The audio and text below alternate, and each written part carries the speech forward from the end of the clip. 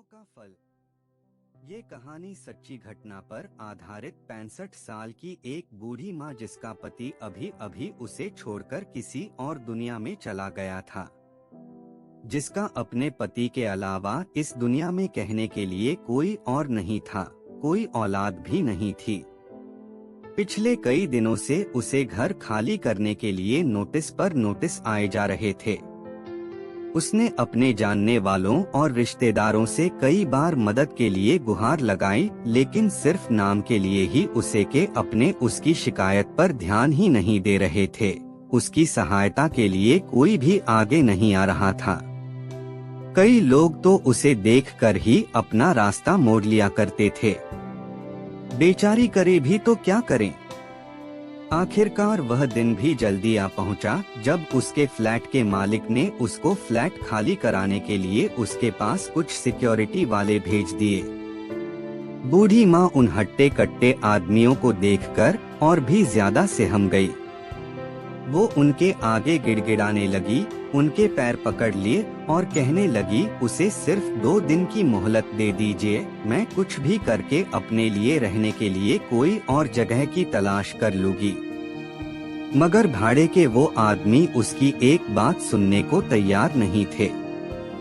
जब सिक्योरिटी वाले उस बूढ़ी औरत को धक्का मार के निकलने ही वाले होते हैं, तभी पीछे से एक आवाज आती है, खबरदार, जो इस अम्मा को किसी ने हाथ भी लगाया तो इन्हें इन्हीं के घर से कोई नहीं निकाल सकता। सिक्योरिटी वाले हैरानी से उस आदमी की ओर देखते हैं और पूछते हैं कि तुम्हारा मतलब क्या है।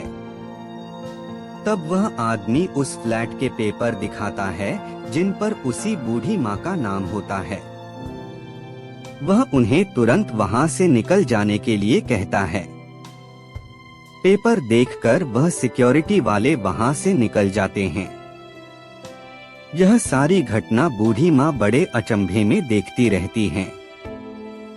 सबके जाने के बाद बूढ़ी माँ उस आदमी से पूछती है कि बेटा, मैंने तुमको नहीं पहचाना, लेकिन मैं इतना जरूर कहूँगी कि तुम आज मेरी जिंदगी में भगवान की तरह आए हो। तब उस आदमी ने अपनी पहचान देते हुए उस बूढ़ी माँ से कहा, याद कीजिए माजी 20 साल पहले आप और आपके पति एक मंदिर आए थे।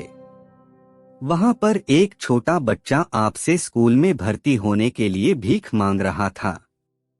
आपके पति ने तो यह कहकर आपको मना कर दिया था कि इसको पैसे मत देना, यह नशा कर लेगा, और आगे चले गए थे।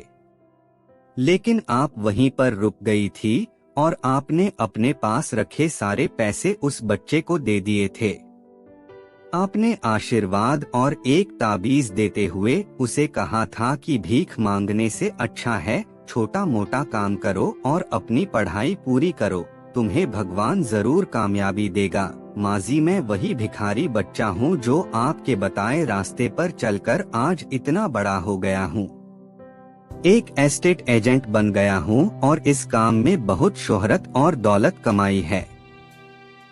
इसी काम में मुझे इस बात की भी खबर रहती है कि किस दिन कौन सी प्रॉपर्टी खाली करवाई जाने वाली है।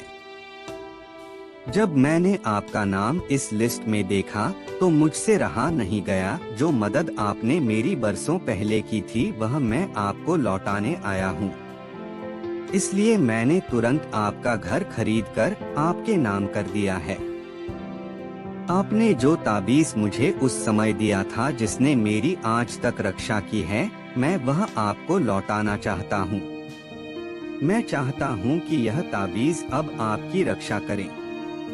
हाँ, मेरी एक और विनती है, बुढ़ापे के समय में अगर मैं आपकी लाठी बन पाऊँ तो मैं अपने आप को खुशनसीब समझूंगा। यानी कि अगर आप मेरे साथ रहेगी तो मुझे और अच्छा लगेगा। बूढ़ी माँ यह सब बातें सुनकर बहुत खुश हो जाती है और उसकी आंखों से खुशी के आंसू बहने लगते हैं।